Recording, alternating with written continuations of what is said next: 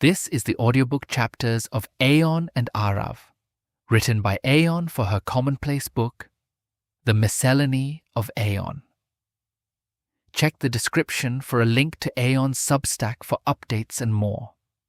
Chapter 1. Mrs. Bhatia at the door. The knock came at the precise wrong moment, which is to say, the moment Aarav had been bracing for all afternoon.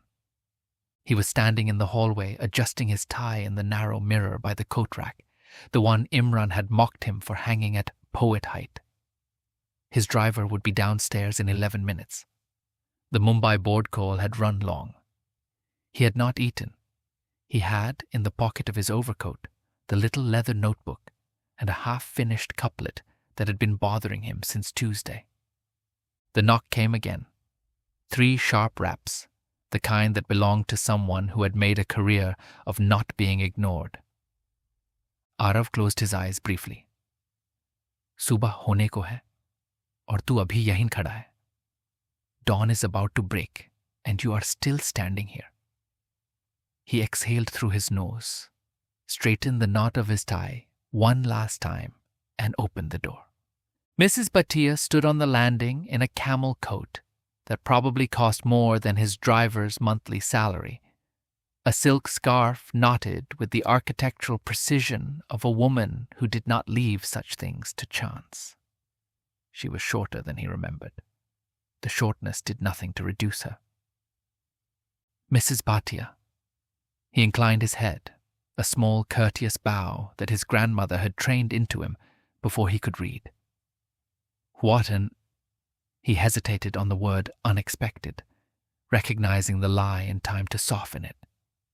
An enterprising surprise. Please, come in. He stepped back, holding the door. The flat smelled faintly of cardamom from the chai he had made 2 hours ago and forgotten to drink.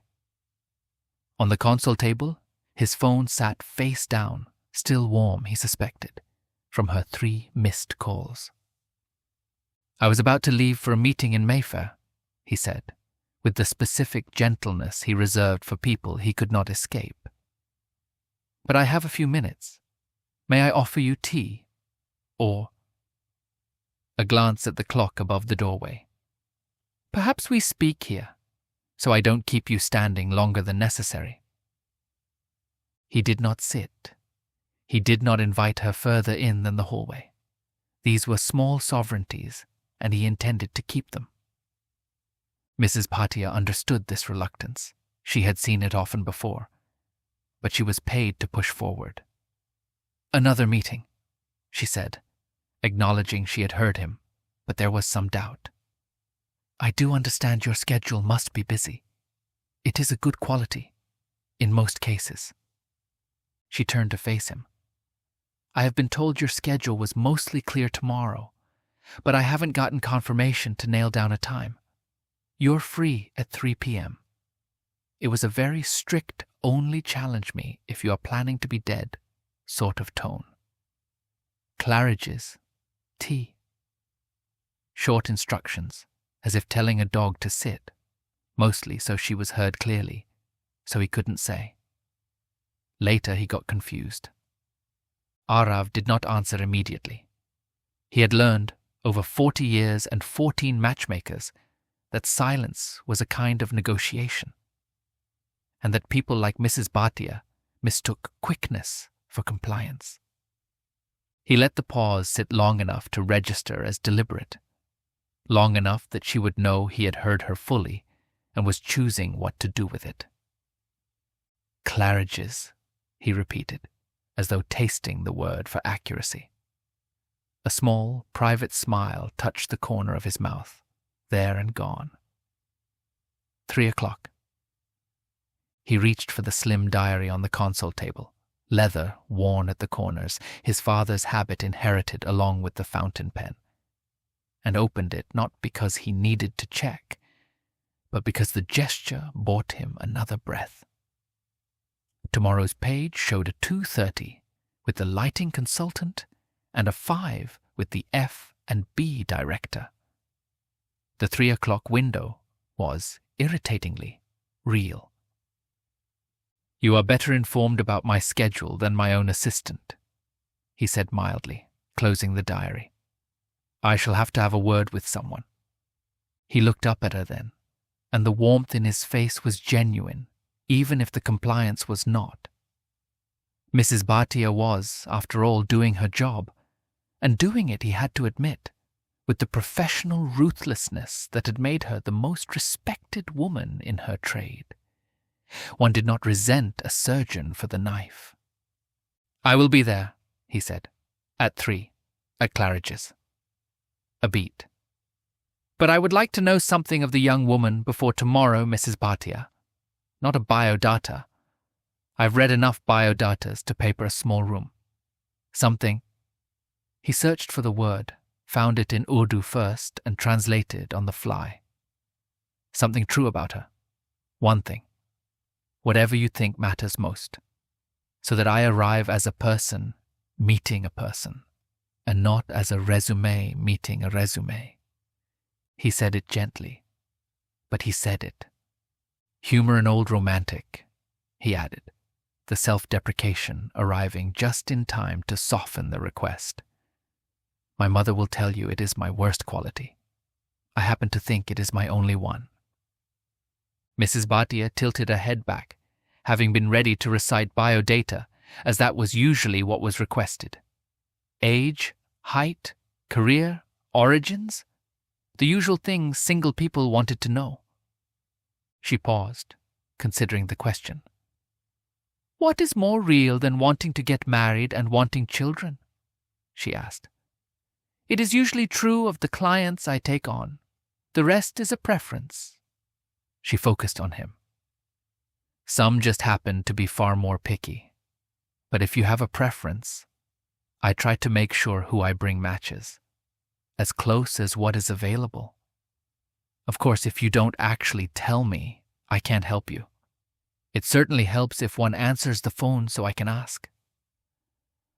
Aarav huffed a soft laugh, not unkind, more the laugh of a man conceding a well-landed blow. "Touché, Mrs. Bhatia." He tilted his head. "I deserved that." He set the diary back on the console with a deliberate small tap, as if closing a parenthesis. "You are right. I have been a poor correspondent, for which I apologize. It is not personal. It is, if anything, too personal." He smoothed the cuff of his shirt, an old tell his sister would have caught instantly. "The phone rings, and I know what is waiting on the other end. And some part of me, the cowardly part, I grant you, prefers the unread message to the declined meeting. It is not a quality I admire in myself." The clock above the door ticked on, indifferent. "But allow me to answer you seriously, since you have come all the way to Marylebone to earn it." He met her eyes. "Yes, I want to marry. Yes, I would like children, God willing. These are not in doubt. What is in doubt, what has been in doubt through 14 of these meetings, Mrs. Bhatia, and I do not exaggerate the number, is whether the women I am introduced to want to marry me, or whether they want to marry a Khatri son of appropriate age, with a tolerable face, and a family company behind him. The distinction matters to me. I suspect it does not always matter to my mother, or to the girls, or, forgive me, to the arrangement itself."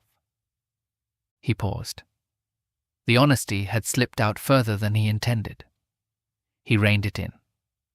"So, a preference, since you ask plainly, and I have not been plain in return."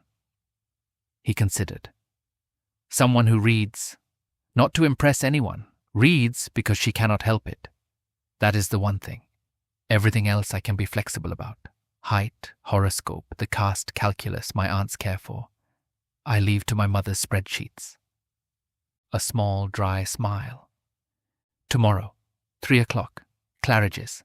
I will be there, Mrs. Bhatia, and I will answer your calls henceforth, or at least the first of every 3. This I can promise."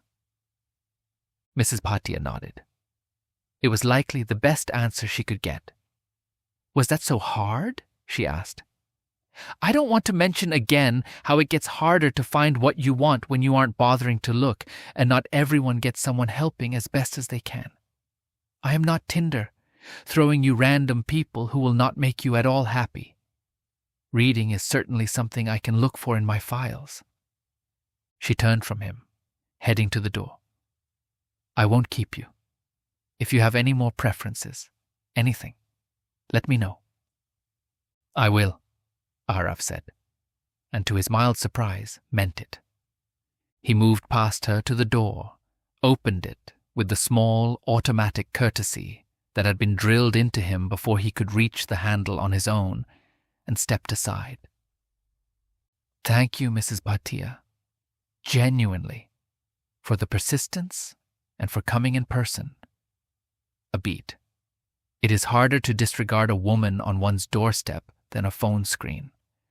I imagine you have built a career on that principle. The smile he offered was tired but warm, the one he used on people he could not love, but had decided on balance to respect. "Tomorrow, 3:00. I will be punctual. It is one of the few virtues I can claim without qualification."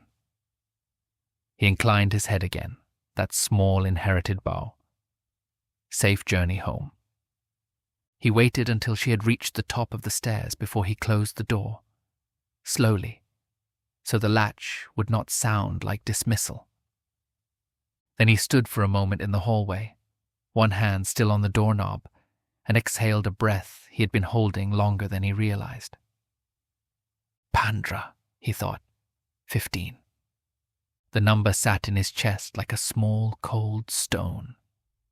He glanced at the clock, 7 minutes until the car, and turned back toward the mirror. His tie was still straight. His face, in the low hallway light, looked older than it had this morning.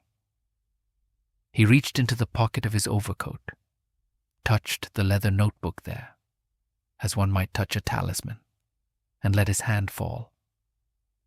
Then he picked up his phone, his keys, his coat, and went down to meet the evening.